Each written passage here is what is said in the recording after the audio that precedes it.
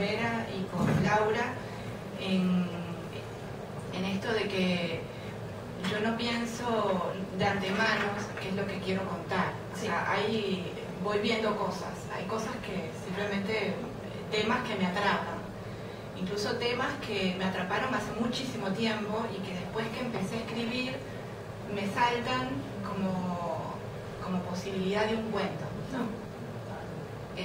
Muchas de las historias, casi todas las historias que componen el libro tienen que ver quizás con anécdotas, cosas que me contaron. Yo vengo de una familia, eso también lo dije en algún momento en algunas entrevistas, donde se cuentan cosas.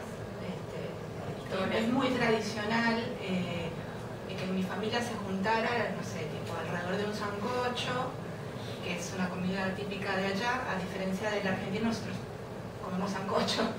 Es una especie de sopa gigante que se hace a leña. Un fogón.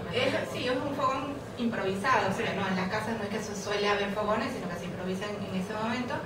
Y tengo una familia muy amplia, muchos tíos, primos, bueno, era medio lío. Y lo particular era que la gente se sentaba a contar cosas. Entonces es como que tengo acumulado en la cabeza un montón de historias. Algunas son potables para escribir cuentos, otras no. Algunas me interesan particularmente precisamente porque a mí me gusta mucho lo que tiene que ver con las tradiciones, aunque no crea en todas las tradiciones, pero me interesa como una cuestión pintoresca.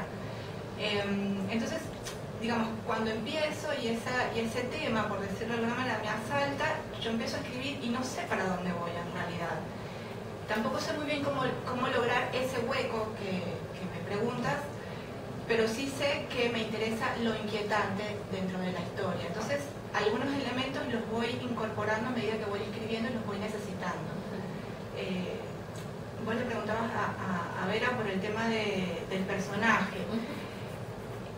Yo las historias, digamos, el personaje a veces lo voy construyendo a medida que la historia va siendo escrita, ¿no? Pidiéndolo, ¿no? ¿Lo pide? Sí, de alguna manera lo pide, otras veces lo esfuerzo yo un poco.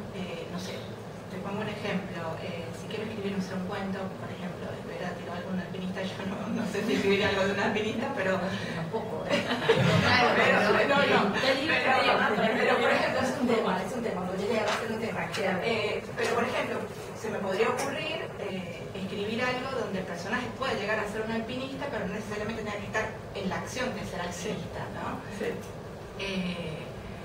Me gusta investigar otro tipo de personas que no sea yo, ¿no? Por los cercanos. Sí, exacto, que sean lejanos a lo que yo haga. Pero muchas veces esos personajes también los pienso como pensaría yo. Entonces, ¿cómo puedo llegar a reaccionar? O sea, ¿cómo reaccionaría ese personaje en determinada situación? Inclusive en situaciones en las que yo no reaccionaría de esa manera, quizás lo ponga a reaccionar de determinada forma. Pero no te sabría decir exactamente cómo lograr el hueco, porque no es algo que se va construyendo de a poco y el mismo texto te lo pide. A mí me pasa eso, o sea, yo parto de la situación, es para mí básico que haya una cuestión inquietante en un cuento, que haya algo raro. Que haya algo raro. No importa que sea una cosa muy sencilla, pero que haya algo extraño. Eso es básico en mi caso. Y con respecto a un tema puntual, en tu caso, que tenía ganas de preguntarte especialmente, y es esta cuestión del lenguaje, ¿no? Hablando esto un poco del territorio, del terreno, de los pozos, ¿no? Con tu tradición de tu lenguaje, tu español, digamos, de Venezuela, tu lenguaje de infancia, tu lengua natural, y el hecho de que en algún momento también leí y sé que habías empezado a escribir como en Argentina, ¿no? Había empezado a suceder ahí la literatura de algún modo. Y ¿cómo, digamos, encontrás esa zona, esa tierra firme, que es tu lenguaje de narrativo, digamos, o sea, tu lenguaje con el que te sentís vos escribiendo, con esa dificultad que tiene que ver con esto de que, ¿cómo lo digo esto, no? ¿Cómo hablan los personajes? Sí, es un problema. Para mí es un problema bastante complicado. Y terminé resolviéndolo tratando de situar las historias. O sea, tiendo siempre a aclarar yo antes de ponerme a escribir dónde quiero que ocurra eso.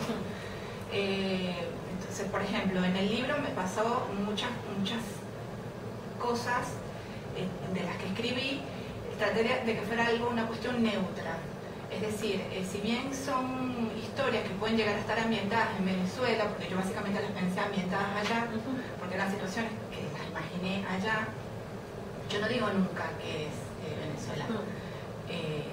Eso a algunas personas les llama la atención, o sea, que me lo han dicho, algo que estas historias pueden pasar en cualquier lugar de Latinoamérica, no necesariamente acá o en Caracas o en Maracay, que es donde soy yo.